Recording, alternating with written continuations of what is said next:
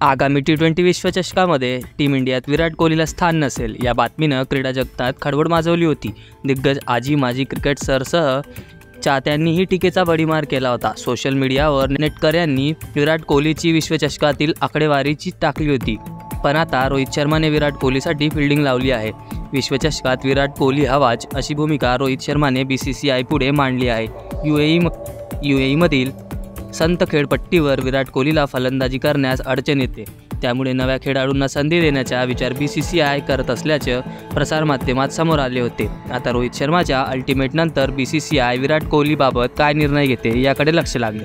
नमस्कार, मी आहे मेहुल शिंदे आणि तुम्ही पाहताय मराठी स्टडी जंक्शन।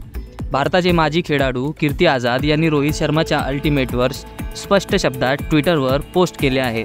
ते म्हणाले की T20 विश्वचषकात विराट कोहली कोणत्याही परिस्थितीमध्ये संघात हवाच आहे, असे रोहित शर्मानं BCCI सचिव जय शाह यांना स्पष्ट शब्दात सांगितलं।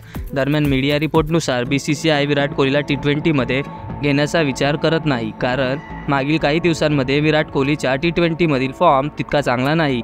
नेमकं काय म्हणाले कीर्ती आझाद, बघूया। कीर्ती आझाद यांनी X म्हणजेच ट्विटरवर म्हटले की जय शाह सिलेक्टर नाहीत, विराट कोहलीला T20 संघात स्थान मिळू नये यासाठी त्यांनी अजित आगरकर यांना सांगितलं, जेणेकरून आगरकर अन्य निवड समितीच्या सदस्यांना याबाबत तयार करतील। त्यासाठी अजित आगरकर यांना 15 मार्चपर्यंतचा वेळ दिला होता। अजित आगरकर स्वतः अथवा अन्य निवड समितीच्या सदस्यांना राजी करू शकले नाहीत। जय शाह यांनी याबाबत रोहित शर्मा यांच्यासोबतही चर्चा केली, पण रोहित शर्मानं विराट कोहली कोणत्याही परिस्थितीमध्ये संघात हवा अशी भूमिका घेतली।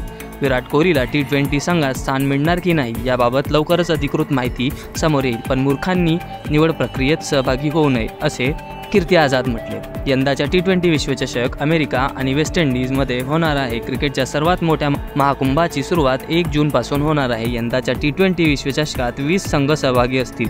भारतीय संघ A ग्रुपमध्ये आहे। या गटामध्ये पाकिस्तान, आयर्लंड, कॅनडा आणि USA या संघांचाही समावेश आहे। भारतीय संघाचा सलामीचा सामना 5 जून रोजी होणार आहे, तर 9 जून रोजी भारत आणि पाकिस्तान यांच्यामध्ये लढत होणार आहे। मित्रांनो, व्हिडिओ कसा वाटला कमेंट करून नक्की सांगा, आणि चॅनलवर नवीन असाल तर चॅनलला सबस्क्राईब करून घ्या।